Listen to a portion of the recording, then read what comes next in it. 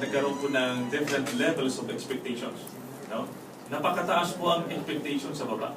At ang problema lang ay iba yung kanilang expectation. Kaya nga pag nakita nila may konting problema o delay katulad yan,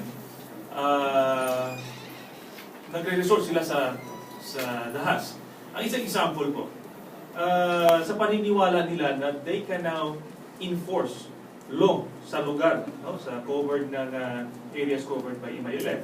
Kaya nga pag tingin nila ay nag-violate, sa tingin nila isang drug addict, at nangyari po ito sa Lanao, eh hinuhuli nila.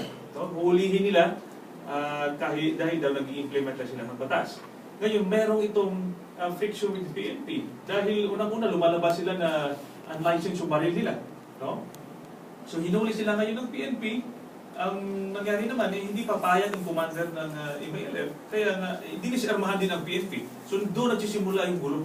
No? Dahil hindi alam ng miyembro ng MILF sa ground kung ano ba dapat ang kanilang actions. No?